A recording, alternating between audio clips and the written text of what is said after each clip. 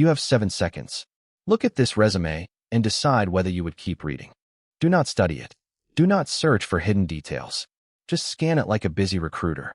7, 6, 5, 4, 3, 2, 1.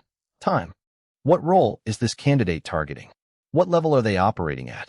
What business problem can they solve? And what evidence do you remember? If those answers are unclear, the resume has already failed its first job.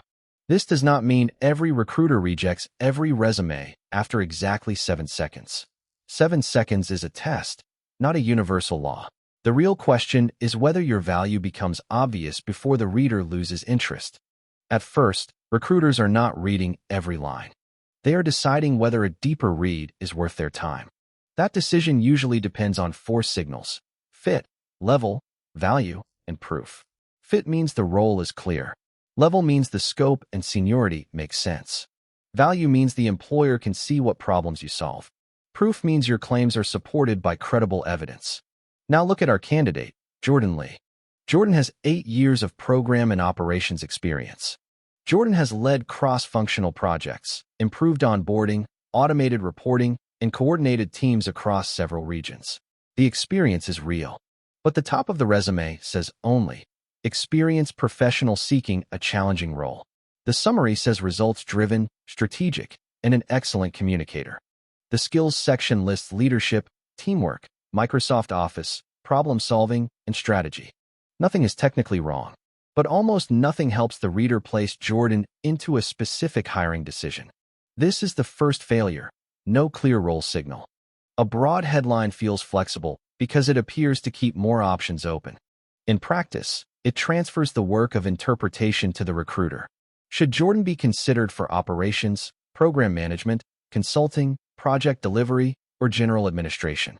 When the document points in 5 directions, none of them feels convincing. A stronger headline creates a positioning spine: Senior Program Manager, Cross-Functional Delivery, Process Improvement. Now the reader has a role, a level, and 2 relevant capability areas. The headline is not a slogan. It is a label that tells the reader which evidence matters next. The second failure is the generic professional summary. Results-driven sounds positive, but it does not show a result. Strategic thinker sounds senior, but it does not show a decision, scale, or outcome. Excellent communicator sounds useful, but almost every candidate can claim it. Adjectives ask the recruiter to trust your opinion about yourself. Evidence allows the recruiter to form an opinion independently. Jordan's revised summary starts with identity and level. Program manager with 8 years leading operations and cross-functional initiatives. Then it adds scale and proof. Improved client onboarding from 12 to 8 days and led a 6-team rollout across 3 regions. In 2 lines, the reader understands direction, scope, and demonstrated value. A strong summary is not your biography. It is a compact argument for why the rest of the resume deserves attention. The third failure appears inside the experience section. Responsible for projects. Managed reporting. Worked with stakeholders. These bullets describe what the job required. They do not explain what changed because Jordan was there. Responsibilities provide context, but achievements create evidence. Start with the action. What did you build, improve, launch, reduce, increase, redesign, or protect? Then add scope. How many teams, clients, markets, locations, products, or processes were involved? Then add the result. Did the work improve speed, quality, cost, risk, adoption, revenue, accuracy, or customer experience? Jordan's duty was managing monthly reporting. The stronger version is more specific. Automated monthly reporting across 5 departments, cutting preparation time by 40% and improving month-end accuracy. Another duty was managing client onboarding. The stronger version explains the change. Rebuilt the onboarding workflow for 120 clients a year, reducing activation time from 12 days to 8.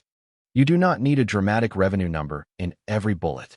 Proof can also come from speed, scale, quality, ownership, complexity, adoption, or reduced risk. The fourth failure is evidence hierarchy. Jordan's strongest achievement already existed, but it was buried on page 2. Meanwhile, the first page gave equal space to old roles, broad skills, and routine duties. Resume length is not the main issue. The real issue is whether space is allocated according to decision value. Recent relevant experience should receive the most attention. Older or less relevant work can be compressed without being erased. The top third should answer the reader's first questions before the eye reaches the middle of the page. So let us rebuild Jordan's resume from the top. First, replace the vague objective with the targeted headline. Second, replace generic adjectives with a 35 to 50-word summary built from verified facts. Third, reduce the skills list to focused capability areas supported by experience. Fourth, move the strongest 2 or 3 achievements onto the first page. Fifth, compress older experience and remove details that do not support the target. Notice what did not change. We did not invent a new career, inflate a title, or create fake metrics. We changed selection, order, and emphasis. The facts stayed the same. The decision became easier. Now run the 7-second test again. What role does Jordan fit? What level is Jordan operating at? What problems can Jordan solve? And what proof do you remember? This time, the answers appear before the reader has to search for them. Open your own resume and look only at the top third of page 1. Can someone identify your target role, level, relevant value, and strongest proof in 10 seconds? Mark every line keep, reduce, remove, or move up. Do not cut information randomly. Rank it according to the decision you want the resume to support. A resume is not a storage document for everything you have ever done. It is a decision document designed to earn the next conversation.